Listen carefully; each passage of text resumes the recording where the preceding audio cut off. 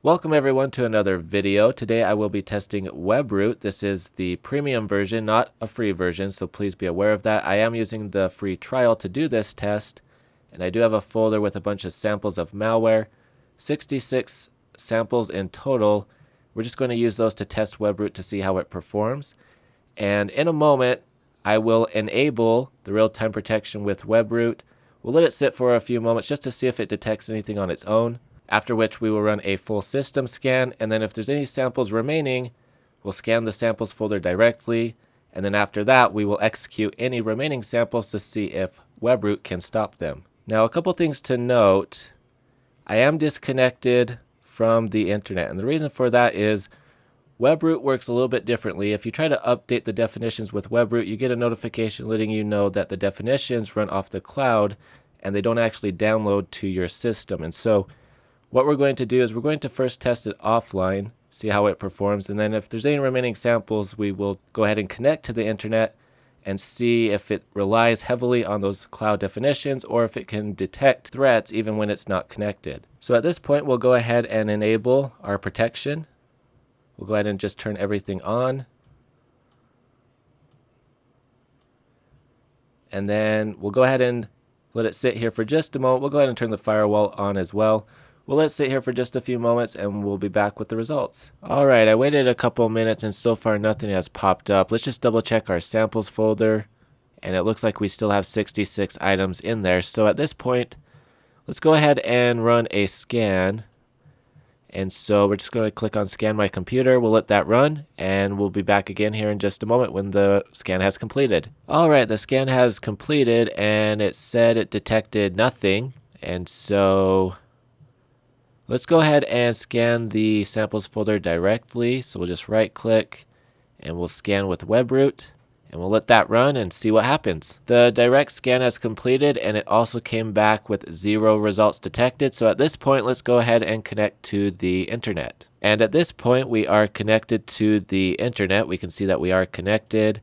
And again, if we go down here and click on check for updates, we do get the notification that the definitions are running off the cloud.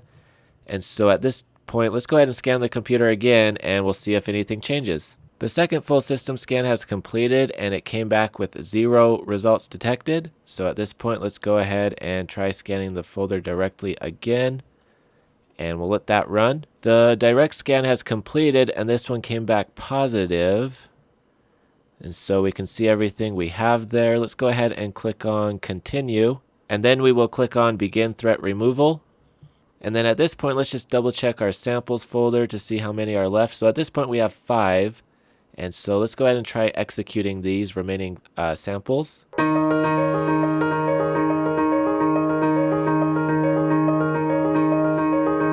So I went through and executed the remaining samples, and on some of them, Webroot did pop up prompting to block them, but then it did not remove them. And then other times it tried to restart a system scan, which there's no point in doing that because it already missed them on the system scan. And so at this point, we're going to go ahead and just close all the windows. We're going to restart the computer, and then we're going to run some second opinion scans. After the computer restart, I did a scan with Malwarebytes, and it did come back with 6 results detected. However, these top 2, I know what those are, and I'm using them for something else, so we're going to leave those there. These 4 are from our samples folder, and so we're going to go ahead and quarantine those. I also ran a scan with MZSoft, and it came back clean with 0 results detected. And last, I ran a scan with Zamana, which also came back clean with 0 results detected. So to recap, let's talk about the results. When I first did the initial system scan and direct folder scan offline, Webroot failed to detect anything. It detected absolutely nothing. When I connected to the internet and did a standard system scan, it still detected nothing, so that would indicate that a standard system scan does not scan the entire computer. And when I scanned the samples folder directly, it detected all but 5 results. Of those 5, 1 was removed upon execution. The other 4, it appears it did successfully prevent them from infecting the computer. However, it did not remove the executable files. It left them there, and we do like to see those removed, and so you can draw your own conclusion from that as well. From these results, we can conclude that Webroot, while offline, is not going to detect malicious files when scanning them. And I know some people will say, well, in what situation are you going to be, needing to scan a file while offline? Because most malicious files are going to come from the internet, whether from your email or you're just downloading and installing things from the internet. Webroot would be online in those situations. Well, one example of a situation where you may be offline is just if you're on a laptop, you're out and about, and you plug in a USB or flash drive and you don't know what files are on there. That is one potential situation.